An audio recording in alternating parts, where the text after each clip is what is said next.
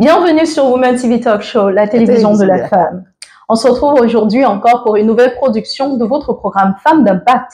Femmes d'Impact, justement, c'est ce programme qui s'inscrit en droite ligne avec la ligne éditoriale de cette maison, Women TV Talk Show, qui est de vouloir le bien de la femme de façon générale, contribuer à l'épanouissement de la femme, promouvoir l'éducation financière de la femme, son plein épanouissement dans son foyer, dans sa profession, sa vie, sa santé, son mariage. Voilà un peu ce que nous essayons de faire au quotidien.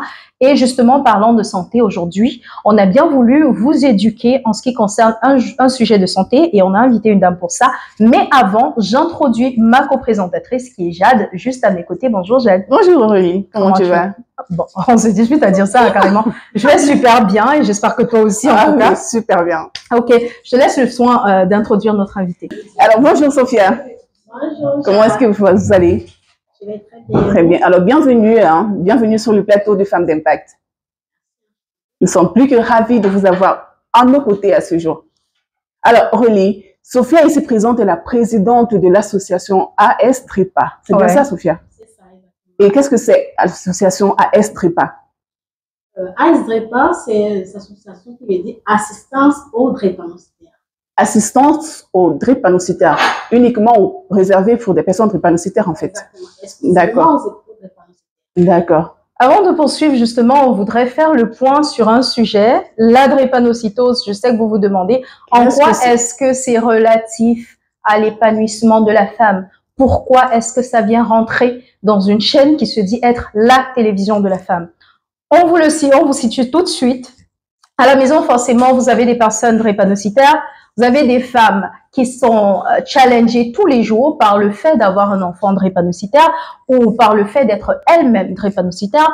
Donc, on a voulu, de par cette émission, spécialement, vous apporter de la force, vous dire qu'à travers le monde, il y a des personnes qui se battent pour vous, qui veulent bien vous aider à sensibiliser, qui veulent bien contribuer à ce que les personnes drépanocytaires aient une vie plus ou moins normale. Madame, est-ce que vous pouvez nous parler un peu plus de l'association AS Drépa? D'accord, merci de me passer la parole. Pour commencer d'abord, moi c'est Madame Bissila, épouse Jamie Sophia, présidente de l'association AS Trépano, présidente fondatrice de l'association AS Trépano. Et AS Trépano existe depuis 2020, ça fait aujourd'hui 5 ans qu'elle existe. Dans l'association, nous accompagnons au quotidien les drépanocytaires, que ce soit les enfants, les ados, les femmes drépanocytaires. Et dans notre association, nous touchons plusieurs volets. Nous faisons la sensibilisation en communauté, nous faisons la sensibilisation dans les hôpitaux. Nous accompagnons les enfants de manière clinique, c'est-à-dire chaque mois, les enfants viennent consulter l'association pour les aider à prévenir la maladie. Parce que la drépanocytose, c'est une maladie génétique héréditaire, caractérisée par l'anémie à répétition, les crises vasoculaires, c'est-à-dire les crises osseuses douloureuses, et les infections. Nous sommes très sensibles aux infections. Donc, il ne faut pas attendre la maladie pour venir à l'hôpital. Nous accompagnons les enfants chaque mois qu'ils viennent faire une consultation clinique pour prévenir, et aussi nous faisons une consultation psychologique. Parce que déjà, étant une maladie stigmatisée, discriminée, il faut que le drépanocytaire puisse s'accepter, s'épanouir dans la société et pouvoir aussi se défendre contre tous les fléaux de la vie. Donc, du coup, il doit se prendre en charge, il doit avoir confiance en soi. Et le psychologue est là pour ça. Nous accompagnons aussi les parents au quotidien à travers un groupe WhatsApp. Nous faisons aussi la sensibilisation sur les réseaux. Nous éduquons les enfants, les parents sur la maladie, comment vivre la maladie, comment gérer au quotidien. Voilà. Ensuite de ça, nous avons un volet éducation, c'est-à-dire nous accompagnons les parents à préparer la rentrée scolaire des enfants. Et comment est-ce que ça se passe? Ça se passe, la semaine passée déjà, on avait notre 3e édition de spéciale rentrée scolaire qui a eu lieu dans notre siège au Grand Moulin, au centre médicalisé de succès. Vu que la drépanocytose est une maladie, comme je vous ai dit, génétique, elle ne se soigne pas et le coût de traitement étant très élevé, et la vie étant très dure, surtout dans notre pays, nous savons comment nous sommes dans la conjoncture actuellement. Il n'est pas aisé d'un parent de pouvoir suivre son enfant facilement. Et comment préparer dans la rentrée scolaire dans ces conditions-là?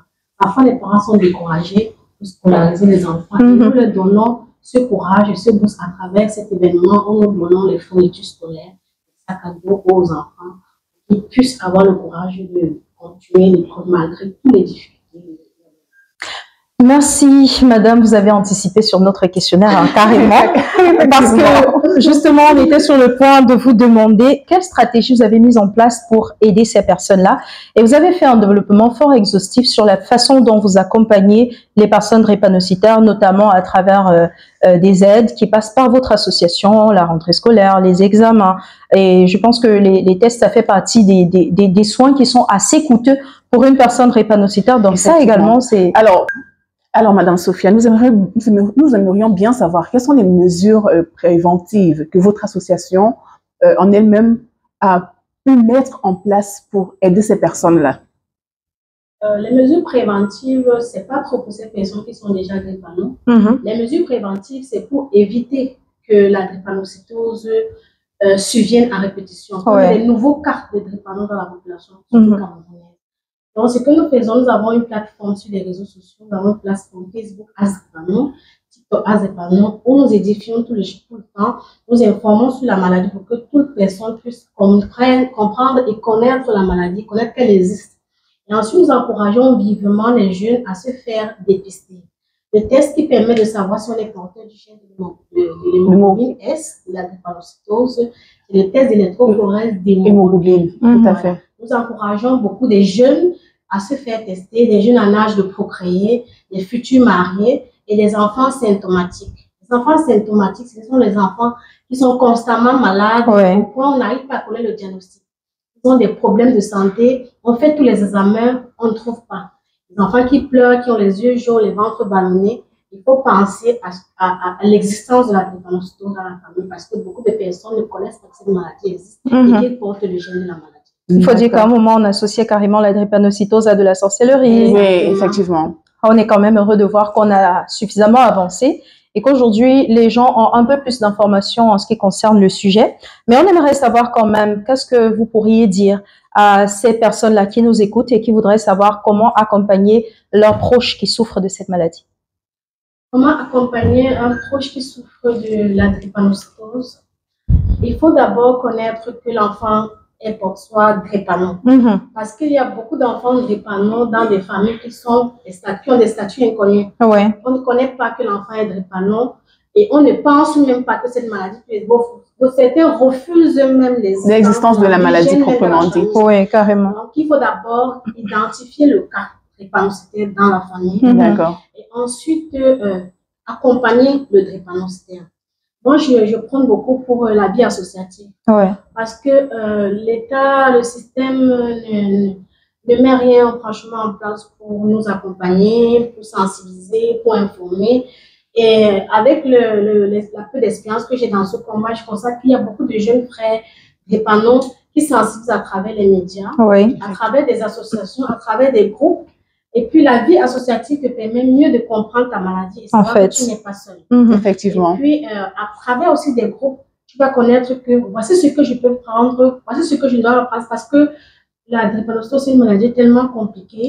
Il faut un mode de vie pour pouvoir éviter la survenue des maladies, une alimentation, un régime. Il y a tout qui entre en jeu.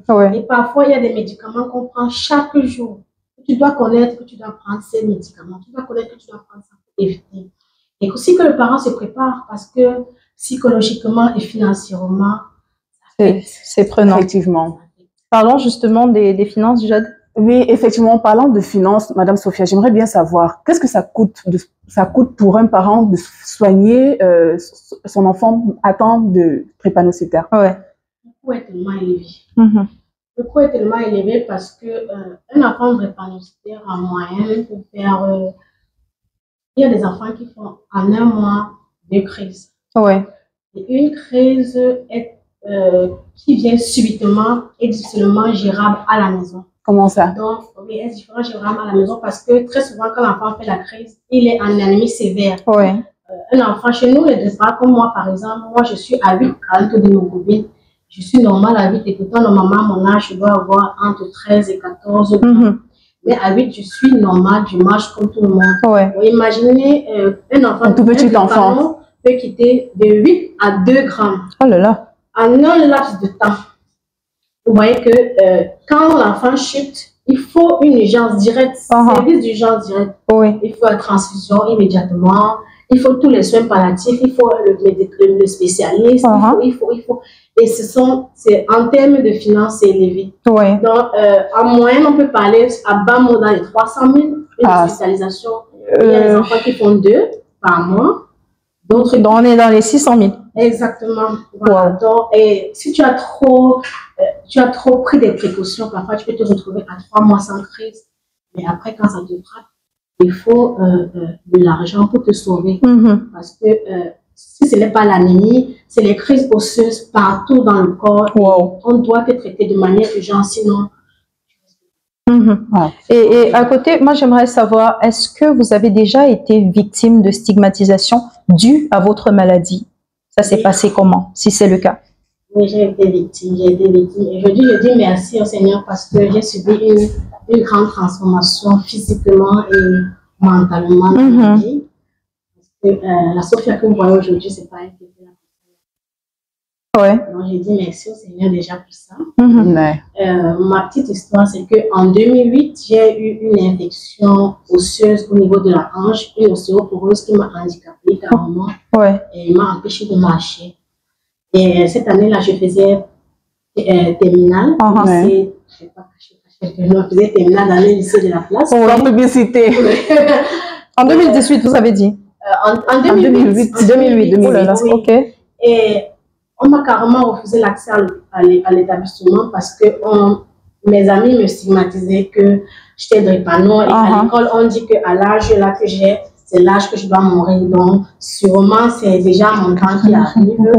Et à l'école, même les censeurs et les surveillants me refusaient l'accès parce que comme je ne marchais plus, ma mère était entêtée, croyait en moi. Elle disait, même si c'est comment tu vas aller à l'école, elle me portait le matin avec sa voiture, elle me déposait à l'école, le soir, elle venait me prendre.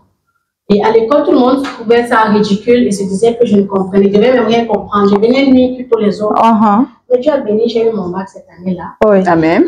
Mais j'ai été très stigmatisée parce que tout le monde qui venait à la maison voyait déjà l'amour à moi. Mais le Seigneur a dit que ce n'était pas moi. Et vous vous sentiez frustrée carrément? Tellement. J'avais beaucoup perdu espoir, mais comme je suis dans une famille religieuse, le Seigneur a mis la main. Ah oui.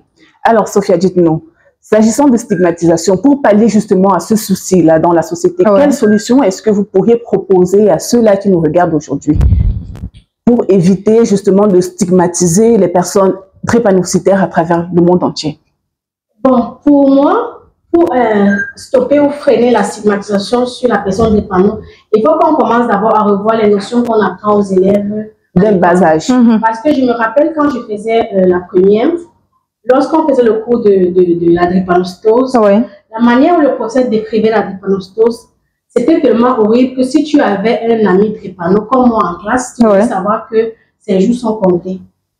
Donc, on décrit le drépano comme un mort vivant, quelqu'un qui ne va pas aller loin, c'est un gaspillage de vie. Il faut qu'on revoie ça. Et quand on va revoir déjà l'information qu'on passe aux enfants, déjà la génération d'abord va couper la manière de voir. Et le second point, c'est que j'aimerais bien que l'État accompagne les drépano au niveau scolaire, au niveau dans le programme académique. D'accord. Par contre, par exemple, comme moi, j'ai été bloquée à l'école parce que j'étais en train de faire une complication de la drépanocytose. Exactement. Et si je n'avais pas un parent entêté, courageux, je ne pouvais pas fréquenter. L'école avait déjà dit que non, elle nuit, elle s'assoit. Elle est malade, elles sont présentes pour ceux qui sont bien portants et tout. L'année où elle va marcher, elle viendra. Voilà. Et il y a beaucoup d'enfants qui vivent cette situation. Il faut que le système académique comprenne que nous sommes des personnes existent. On doit fréquenter, on a droit à l'éducation. Et il doit trouver des moyens pour accompagner le drépanocyté en milieu scolaire. Comme quoi, drépano ou pas, tout enfant a droit à l'éducation. A droit à l'éducation. Exactement, c'est tellement bien dit, Jade. Le drépano en milieu scolaire. Et si même, j'ai eu un cas d'un enfant qui est décédé parce qu'elle a fait une crise à l'école, une crise sévère à l'école, et le service à l'infirmerie, il n'y avait pas de médicaments pour lui donner, pour calmer la crise, sans que le parent arrive chercher l'enfant. Et vous voyez chez nous, quand la crise commence, plus les minutes on manque, l'intensité on manque. Chaque seconde compte en fait. Voilà. Et si dans le service, on avait adapté notre médicament pour aider ces enfants qui sont à l'école, que que quand ils sont en crise, on peut l'injecter peut-être un diclo ou un tramadol, ou bien on peut donner même un effragant codéiné, appeler son parent et faire en sorte que peut-être on peut le référer dans une formation sanitaire qui est à côté en attendant que le parent arrive. Ça peut aider parce que cet enfant est parti parce qu'elle a fait la crise. Et il n'y avait rien. Il n'y avait rien. Le temps d'arriver à l'hôpital, c'était trop tard. C'était trop tard. Maintenant, on ne sait pas si elle avait déjà une complication avant qui n'était pas traitée. On ne sait pas. Mais le fait qu'elle tout a commencé à l'école et qu'on n'a plus rien fait, la responsabilité revient toujours à l'éducation. Et justement, parlant de l'État, vous avez parlé de ce que vous voudriez que l'État fasse. Au-delà du plan scolaire, où vous voudriez que les enfants soient mieux éduqués en ce qui concerne la question de la drépanocytose et aussi qu'il y ait des médicaments prévus pour les drépanocytaires, est-ce qu'il y a d'autres choses que vous pensez que l'État pourrait faire, sortant même de l'école, dans la société en général? Donc, dans la société, moi, j'aimerais bien que l'État accompagne le drépano, d'abord au niveau de l'insertion socio-professionnelle. Ouais. Parce que j'ai plein de drépano adultes avec qui je cause, ils ont beaucoup de difficultés pour travailler. Ouais. Effectivement. Vous savez que nous avons des problèmes d'os, des problèmes de douleur. On peut faire des travaux physiques intenses. L'État peut-être en lançant peut-être le recrutement dans les services publics, dans les directions où on peut s'asseoir, faire un travail même de secrétariat, qui prévoit même les places, même 1 ou 2 places pour les cas de drépano, pour qu'on puisse aussi évoluer et ne pas se sentir en arrière comme les autres. Je pense aussi que l'État doit nous accompagner sur le plan sanitaire, qui est le cœur du problème. Parce que, je dis toujours, la drépanocytose, c'est une maladie orpheline.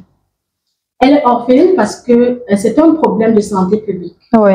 Elle est placée en 4e priorité sur les actions de l'OMS. Devant le paludisme, le sida et la tuberculose. Elle est en 4e place comme un problème de santé publique. Donc, je pense que la drépanocytose devait être accompagnée, même si c'est seulement au niveau du dépistage systématique gratuit, comme on fait dans le VIH. Que tous les Camerounais puissent avoir la latitude de faire son test de manière gratuite. Parce que si je sais que je porte le gène, je vais éviter aussi de me mettre en couple avec quelqu'un qui porte le gène également. Oui. Donc, la gratuité dans le test qui nous facilite ou bien nous baisse les prix. Parce que ça cherche dans les 15 à 20 000 pour faire un test. Un jeune veut vouloir faire son test. C'est lourd. Et parce qu'il va faire sa copine, ça fait 30 000, c'est pas évident. Voilà. Quand si on rabaissait même à 5 000, 4 000, tout le monde pouvait faire, même une maman peut partir avec tous ses enfants. Effectivement. Donc, il faut bien qu'on essaie de revoir les prix pour le dépistage. D'accord. Et aussi les médicaments. Le prix des médicaments. Les médicaments même ne sont même pas disponibles. Oh là là. Parce qu'il y a pénurie de médicaments aussi. Oui, on a des médicaments qu'on prend chaque jour. Chaque jour que Dieu a créé. Et ça cherche dans les en moyenne 15 000. Et dans les pharmacies un mois pour acheter, pour boire tous les jours que tu sois malade ou pas. On a des médicaments comme l'Hydrea. L'Hydrea, c'est un médicament qui nous permet d'éviter les crises. Mais on n'en trouve pas. Et quand bien même on en trouve, chacun met son prix. Oh là là. Tu pars à telle pharmacie, on dit 8 000, l'autre dit 15 000, chacun met son prix. Donc l'État doit essayer de voir comment ils peuvent nous disponibiliser nos médicaments et peut-être nous rabaisser les prix. D'accord. Parce que c'est ça qui nous permet de rester en vie. Et à la limite de rabaisser carrément, on pourrait au moins réguler que ça soit un prix homologué d'une pharmacie à l'autre. Exactement. Et aussi pendant nos crises, nous sommes orphelins, nous sommes abandonnés parce que l'État ne nous accompagne pas quand nous sommes malades. On paye les prix chers dans tous les hôpitaux, même la cantine qui se dit le siège. Le siège, c'est cher. Si vous allez là-bas, vous voyez les prix, c'est cher. Combien de fois un parent qui veut aller au privé? Les prix sont énormément chers et nous savons bien que la plupart de la population camerounaise, la moyenne financièrement, ça ne donne pas. Déjà que la plupart des Camerounais ne touchent pas plus de 150 000 de salaire. Et si tu as un enfant qui fait des crises où tu vas dépenser dans les 300 000, c'est pas évident. Vraiment il faut pas. que l'État voit comment ils vont nous accompagner, peut-être baisser les prix, peut-être nous faciliter les accès, ou bien on ne peut même pas payer même les chambres. Carrément. Oui, donc ils voient un peu à quel niveau vous apportez un soutien. Parce que les enfants meurent à cause des soins qui ne sont pas disponibles et du coût des soins. On va vous poser une dernière question et on sort par cette question-là parce qu'on est pris par le temps. qu'est-ce que vous avez à adresser aux personnes qui nous écoutent comme message de sensibilisation en ce qui concerne la drépanocytose? Alors, ce que je vais adresser aujourd'hui à tous ceux qui peuvent tomber sur cette vidéo, sur cette interview, c'est de parler de la drépanocytose. Parce que bien qu'on médiatise à notre niveau, beaucoup ne connaissent pas effectivement l'existence, notre douleur, nos manquements, nos difficultés. Parce que nous sommes seuls, nous sommes blessés, nous sommes abandonnés. Beaucoup ne savent pas ce que nous vivons. Vraiment, nous prions que toutes ces personnes qui vont comprendre aujourd'hui que cette maladie existe, ils puissent faciliter la connaissance de cette maladie et valoriser le dépistage d'abord. Parce que plus les nouveaux enfants naissent de drépano, plus notre communauté souffre. Il faut d'abord que cette communauté diminue avec le temps. Exactement. Et aussi, nous avons besoin d'aide. Nous avons besoin d'aide et nous ne sommes pas accompagnés. Nous voulons bien faire. Déjà, je parle dans le cadre de mon association où j'accompagne les enfants. Les enfants ont besoin des médicaments. Ils ont besoin des médecins, bénévoles qui peuvent venir nous consulter, des psychologues qui peuvent venir nous consulter, des médicaments permanents. Nous avons besoin des médicaments en permanence. Nous avons besoin qui viennent peut-être porter le projet de la consultation que nous faisons chaque mois pour étendre, pour que tout le monde puisse bénéficier, que ce soit dans la ville de Douala, que ce soit dans la ville de Yaoundé, dans tout le pays, qu'on puisse étendre cette activité-là. Nous avons besoin d'accompagnement aussi sur le plan socio-professionnel. Que ces personnes ne jugent plus le drépanocytaire parce qu'il est, qu'on lui donne aussi sa chance de croire qu'il peut faire quelque chose. Effectivement. Qu'il soit malade. Merci beaucoup, madame. On est arrivé au terme de ce programme. Jade, nous sommes plus que ravis de vous avoir reçu sur ce plateau. Nous espérons, dans un futur très proche, Aurélie, vous recevoir également pour parler d'autres choses, d'un tout autre sujet. Mais déjà, mesdames et messieurs, pour ceux qui nous retrouvent, nous vous supplions, nous vous invitons à vous abonner. Pour ceux qui ne sont pas encore abonnés, allez sur la page YouTube Women TV Talk Show. Appuyez sur la cloche de notification, laissez un commentaire et surtout un partage. À côté, restez toujours aux aguets. La drépanocytose peut arriver à tout moment. Consultez un médecin avant même de commencer à penser vous aimer. C'est-à-dire que si vous regardez un gars, vous regardez une go et qu'elle vous plaît, allez d'abord à l'hôpital. Après, revenez voir si la personne continue de vous plaire, s'il vous plaît. Voilà, on est arrivé au terme de ce programme. Jade, on se dit au revoir et on se retrouve à une prochaine production. On vous dit grandement merci d'avoir bien voulu venir honorer à notre invitation. Portez-vous bien, chers téléspectateurs.